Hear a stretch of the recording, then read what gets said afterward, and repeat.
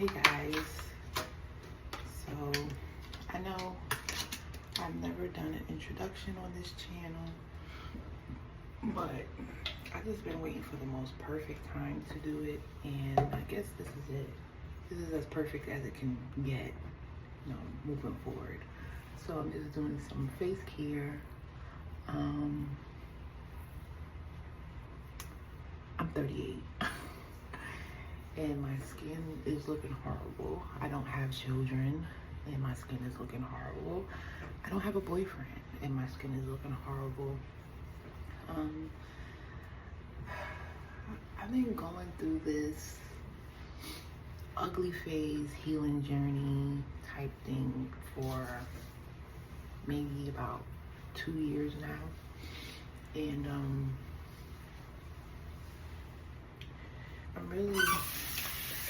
I think I'm at the end of it where I've realized how much my behaviors and actions really are detrimental to my future.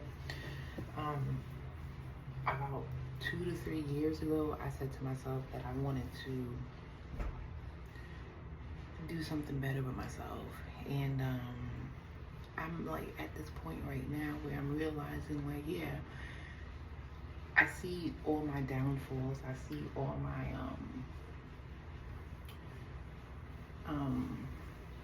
detrimental behaviors.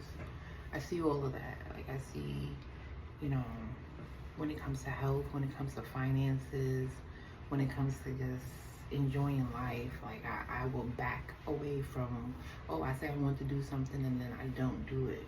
And I just see how that is like causing havoc in my life because I'm not having fun. I'm not doing anything to be having fun, and I think it has to stem from the way I look. I don't like how I look. My skin looks horrible, especially with having PCOS. So that's why you see me starting to do the jog thing. I actually took a break. I came to another state just to get my mind together because I have so many thoughts and ideas and stuff like that, and I just don't know how to get it together. I would rather waste time than get it together, and that's something that I can't be doing no more. So here I am starting this channel the way I really want to start it, just by talking about what it really is about. I have a mother wound, and my mother wound since 17, 18, that's when it really started. But I know when my nose started itching me, don't mind. I know what's going on. I know I've always had a mother wound. I always had like maternal daughter issues with my mother for as far as I can go back. Just recently reached out to her, and though I don't want like really to have communications with her because I know I'm not going to get the answers that I need. And just because I'm not going to get the answers that I need, it's like the answers that I need are in depth than what I've gotten before, right? Because what I've gotten before is just like, okay, I understand that. And God has given me years to really truly understand that to this point. But now at this point, I'm at a point where it's like, no, that answer is not good enough. I need more information. I need this. I need that. I need that. You know what I mean? And I was recently told by somebody that I ask a lot of questions. And I'm just like, I know I ask a lot of questions because I seen what my mom went through, and I don't like what she went through. And that's because she didn't ask the questions that she needed to ask when she was dealing with that individual person. And I'm not going to get caught up. I'd rather be by myself than be with somebody and not happy, right? So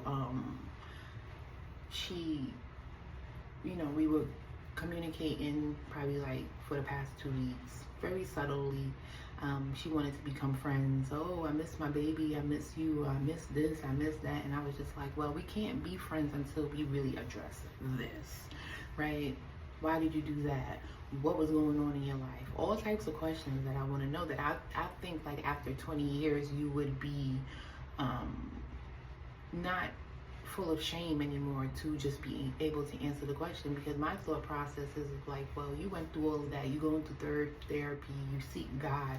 Why is it such a restriction just to say, well, I was going through this at that moment, and I was doing this at that moment, and I wasn't too happy about this at that moment, you know what I mean, for a daughter. And I feel like mother and daughter relationships should really be close, because the mother went through whatever she went through to be able to give her daughter advice and say, listen, certain choices is going to lead to certain things, and you know, certain choices is going to lead to better things, or whatever the case may be. So I find it to be very funny that, you know, that's just the way how she's operating at this moment, and we can't be friends. Like, we really can't be friends. Not the way with my mind is really going off and feeling like you're hiding something from me at this point. You know what I mean? Like, all these years I haven't been asking, all these years I haven't been bothering you. I actually went no contact 2 years ago, and I totally left you alone because you wouldn't answer my questions, and you're still not answering my questions. So it's just like, what are you hiding at this point? So just the other day I was sitting down and I was thinking to myself, like, as weird as it may seem to admit, I really don't know who she is. You know, I really don't know who she really is. You know what I mean? Like, I can't get into her. I can't figure her out. I can't know her on an intimate level because she won't allow it. So therefore, oh my God. So therefore, it's like, it's a lost cause. So now at this adult level where she wants to be friends, we can't be friends because we haven't got past that hump, that bump, you know. So I've gotten to the point yesterday, like, I don't even know who this lady is anymore, so therefore I'm just gonna leave it alone, right? I'm just gonna let it be, because obviously that's the route that it needs to go, because I won't be comfortable talking to this individual anymore, because we're not touching the bases. As I don't know if anybody understands what I'm saying, but it's like, you know, when you stop talking to a man and then he comes back and y'all want to talk about the things that he's not talking about, the things that you want to talk about, he's smoothing it over and stuff like that. You looking at him like, you know what, when I get out this car, we're not talking no more. When you drop me home safely, I'm not talking to you no more. You feel me? So that's how I feel when it comes to my mother wound right now. I was thinking that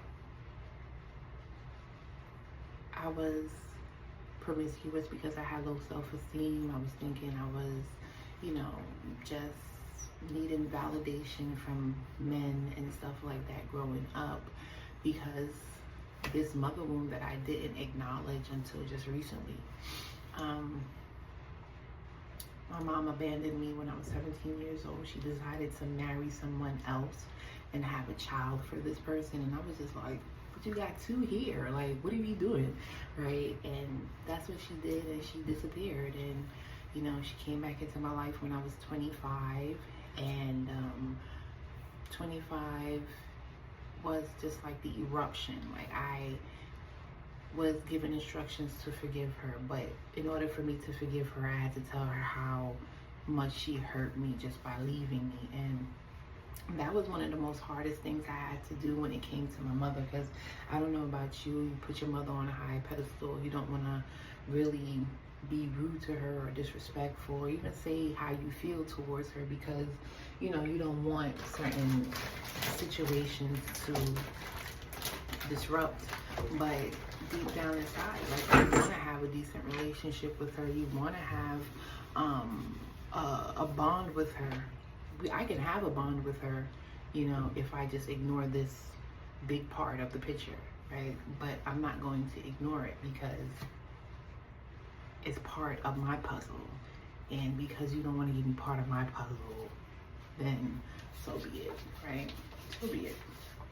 So that's why I've come to the conclusion that I'm just going to let it go and work on the things that I need to work on for myself, which is a lot. Which is a lot. I've neglected so many things these past 3 years. 3 years. Finances, me. But even though I've neglected myself, I really did take care of my soul. Like, I took care of her. You know, I gave her sunlight. I started dibbling and dabbling in certain things. Like, I feel like I'm about to start moving into creative writing, which was something that I've always been doing when I was little. Like, I would write a little story or something like that, and I'm like, yeah. So now I have a whole bunch of, let me show you.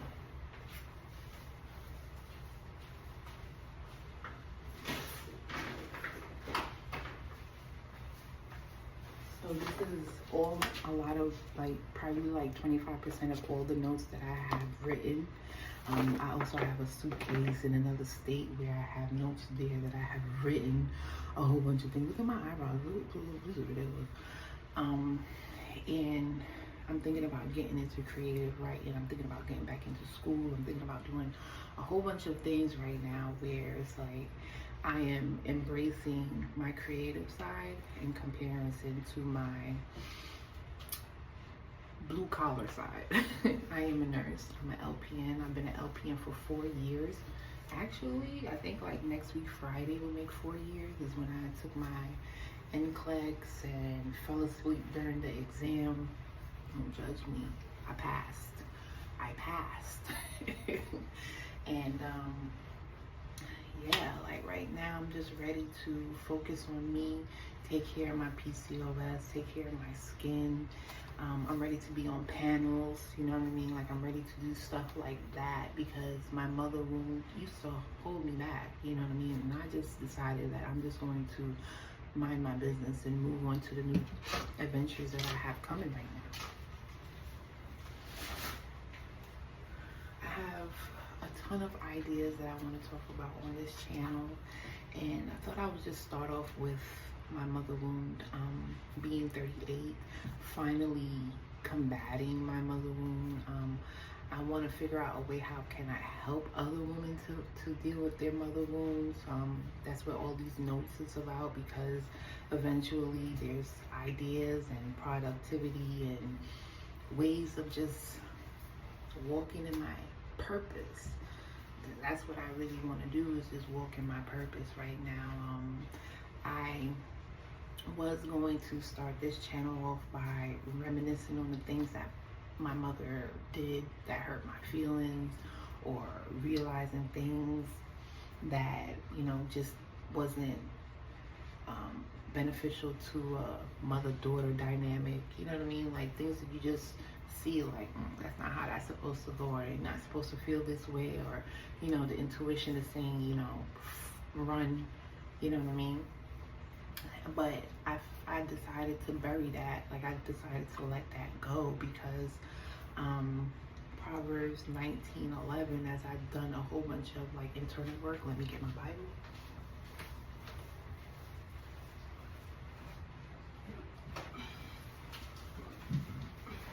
Proverbs 19:11, and ooh, I found $1. Hey, right in Ecclesiastes. Let me see.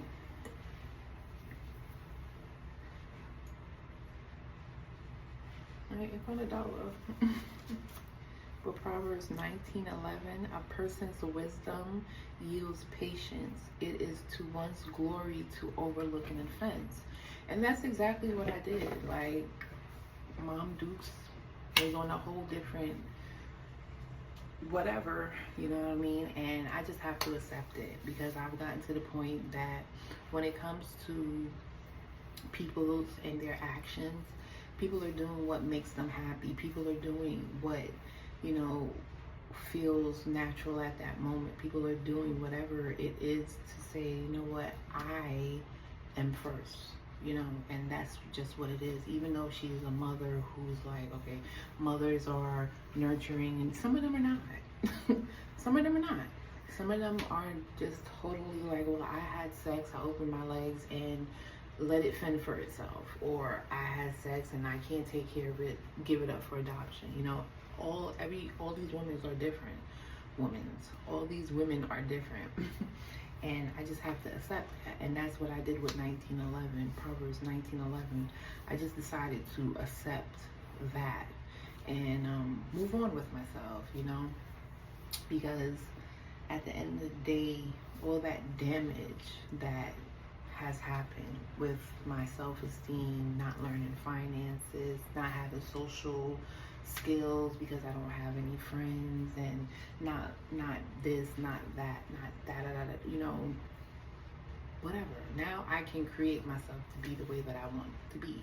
I've always seen myself. I have no forces. I have nothing telling me X, Y, Z. I have nothing. I have just me and moving towards what it is that I want for myself. And that's where I'm at in my life right now, which is my health, because I have PCOS.